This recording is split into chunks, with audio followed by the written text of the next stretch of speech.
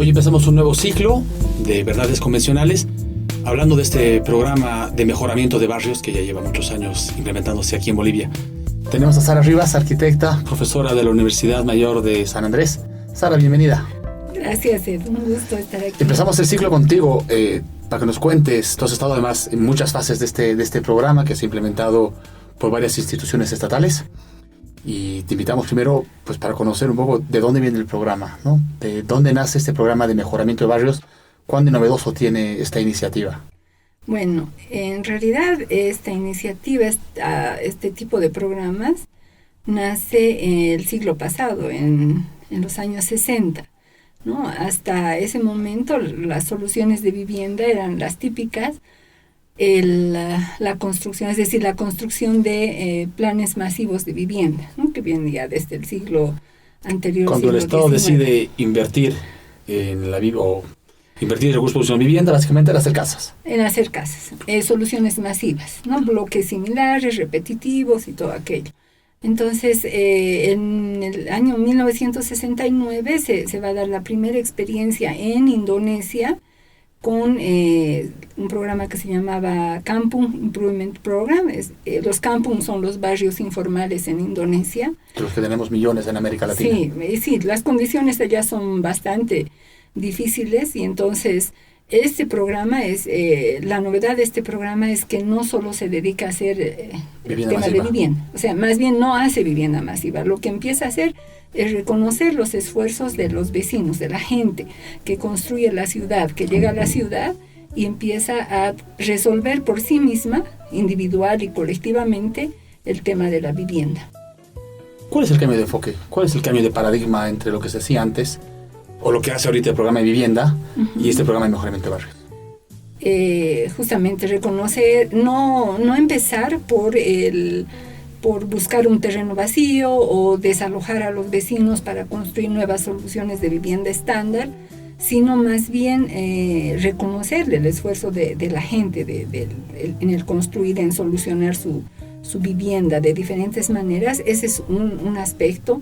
Y el otro aspecto importante es que deja de enfocarse en los aspectos físicos, ¿no? En la vivienda física, en la calle, en los servicios, porque además de estos elementos va a incluir los elementos soft, ¿no? Elementos no tangibles, es decir, el trabajo con las comunidades para una mejor organización. Pasamos de alguna forma como de ciudad de Dios a favela barrio, más que fue como también, ¿no? Un poco el cambio en Brasil, por lo menos, ¿no? Sí. Y entonces, fíjate que estos programas vienen de hace, 70 años, ¿no? Son programas que tienen bastante tiempo, bastante recorrido. Han habido las evaluaciones que se han hecho, son en general el valorizar este tipo de intervenciones, porque las intervenciones convencionales difícilmente van a lograr alcanzar a cubrir toda la demanda que existe, ¿sabes? Que vivimos en un mundo cada vez más urbano, ¿no? Parte de lo novedoso de este programa era que había un elemento grande de mejoramiento de las vías, de servicios. Había el tema de construcción de un baño, normalmente también, pero también había el componente justamente de fortalecer el tejido social, el componente de desarrollo comunitario, y también el elemento, además yo creo muy vinculado, no sé quién dio la pauta a quién, pero lo que promueve Hernando de Soto con el tema de regularización del derecho propietario. Ahora es un poco el modelito que ya viene de Indonesia, que Brasil lo hacía hace muchos años atrás. Sí. Nos llegó un enlatado, lo bolivianizamos el programa, sobre todo el primer programa, estoy hablando ahorita del FNDR, ¿no? Del programa 1006 que nace, empieza en el 98, 99, ok. Sí, este programa, como dices, viene enlatado, ¿no? Viene como un programa estándar, y aquí hemos empezado a ser un poco más creativos, ¿no? Tratando de adecuar a la realidad. Entonces, hemos hecho cambios desde el tema de cómo se designaban, cómo se escogían los barrios para participar, porque en un principio no estaba bien claro, o existía más bien el riesgo de que estos recursos puedan ir a barrios que realmente no lo necesitaban, ¿no? Vuelvo al tema que estabas tocando, que es el de derecho propietario.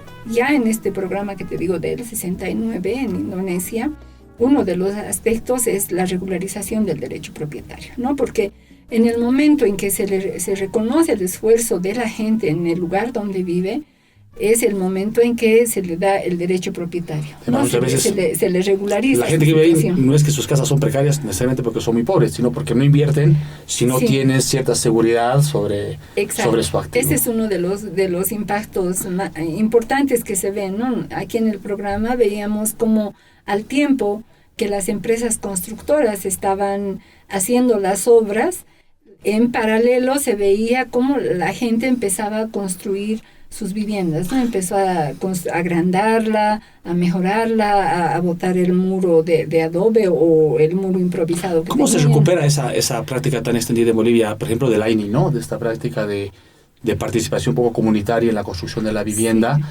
Sí. Efectivamente, el otro modelo, el modelo de vivienda masiva, pues no incorpora ese capital humano del barrio. No. El mejoramiento de barrio, sí. Ese es otro de las grandes... Sí, y hay una coincidencia, ¿no? Porque pareciera que a veces que estos mecanismos son solo de Bolivia, pero en estos otros programas que te digo se acude a aquello, ¿no? Se acude al tema de el trabajo comunitario. ¿Por qué el Estado no se apropia?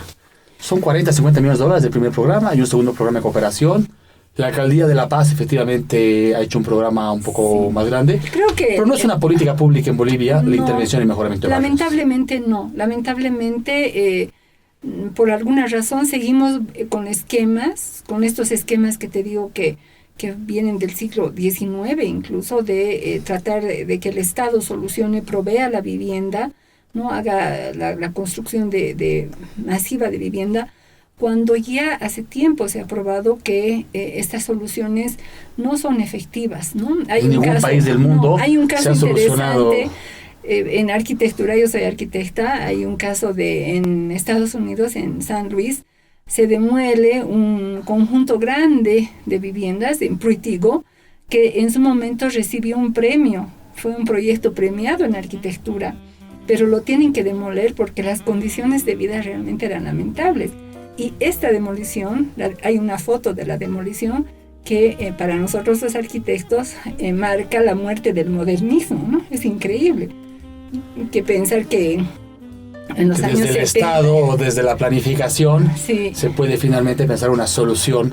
Y no se resuelve, ¿no? Yeah. ¿Por qué? Porque también hay, creo que hay cierta soberbia, ¿no? de quienes deciden, de pensar que quienes deciden son quienes saben cómo la gente debe vivir, ¿no? Cómo debe ser su vivienda, y no queremos aprender de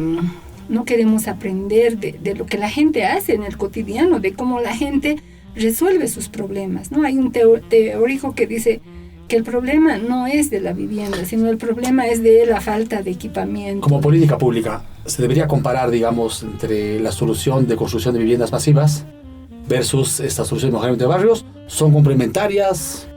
Un país como Bolivia, un país ya de ingreso medio, ¿no? Un país donde en realidad hemos salido de ser un país de ingresos bajos, donde el Estado es más fuerte, tiene más recursos. Ahorita lo fuerte, el 90% de los recursos están en esa solución más tradicional, modernista, que la has planteado, ¿no? Sí. O sea, yo pienso que hay que enfocarse en estos proyectos tipo mejoramiento de barrios.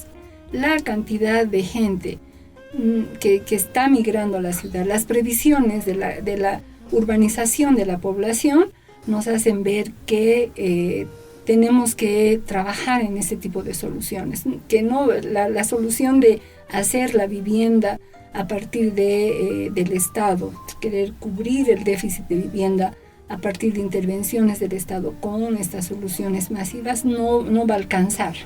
Los barrios no son pobres, son precarios, pero hay mucho capital humano. Exacto. ¿Cómo recupera este elemento de desarrollo comunitario ese capital humano? ¿Qué planteaba en el esquema de mejoramiento de barrios?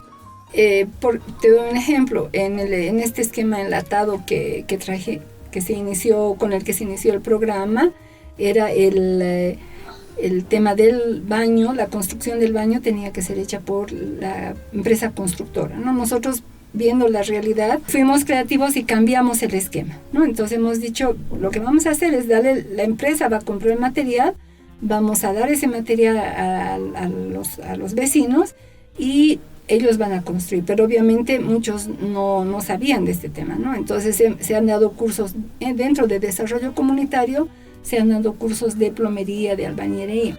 Y en una evaluación posterior que yo hice, un poco para que no se diluya este aprendizaje, lo que vi es que había... Sí, 2007, con la Universidad Lund, vi que muchos habían empezado una carrera, digamos, con estos temas, ¿no? Incluso a la construcción. Sí. Bolivia es un bonito ejemplo de cómo se ha roto un poco esta estigmatización de estos oficios más masculinizados, ¿no? Sí. En Bolivia las mujeres participan activamente. Sí. Y en estos barrios las mujeres realmente participaban, muchas porque eran las jefas de hogar y otras porque eran digamos, las que estaban en el barrio constantemente, y entonces eran las que empezaron a tomar las riendas de la fiscalización, de involucrarse, ¿no? Y aquí también otra lección es que es realmente cierto esto de no le des el pescado, ¿no? Darles la caña o la red de pescar. Cuando están dadas las condiciones, cuando los barrios tienen el derecho propietario resuelto, cuando hay condiciones mínimas, la gente finalmente invierte en sus viviendas. Sí, exacto. O sea, sintiendo la seguridad de que ese es su terreno, de que no tiene el riesgo de que lo pueda perder de alguna manera, es más, afecta a invertir mayores recursos, mayor tiempo, mayor recurso económico en mejorar su vivienda, ¿no? Podemos ser de pronto más eficientes entonces con los recursos que destinamos para el tema de mejoramiento de vivienda de la gente en este país. Por supuesto que sí. Lo que estamos viendo en muchos países es que los planes masivos de vivienda provista desde el Estado están siendo un fracaso. Muchos, hay cantidades de ejemplos, no solo en Bolivia, en otros países también, como estas soluciones masivas están abandonadas, vacías, son lugares inseguros. Vamos a darnos una vuelta. Muy bien. A ver, ¿cómo andan los programas de vivienda ahora? Perfecto. Y las oportunidades que hay. Yo quería criticar, lo haremos en otro programa todavía. Creo que mucha de la infraestructura que se ha generado en estos programas finalmente no se están usando. Creo que son programas donde no solamente hay que intervenir, sino que después hay que sostener desde el Estado también. Cortito siempre los programas, lastimosamente. Saras, muchísimas gracias por estar con nosotros. Si les ha gustado el video, no se olviden suscribirse pues, a la página y ya esperamos estar en un par de semanitas otra vez con ustedes. Gracias.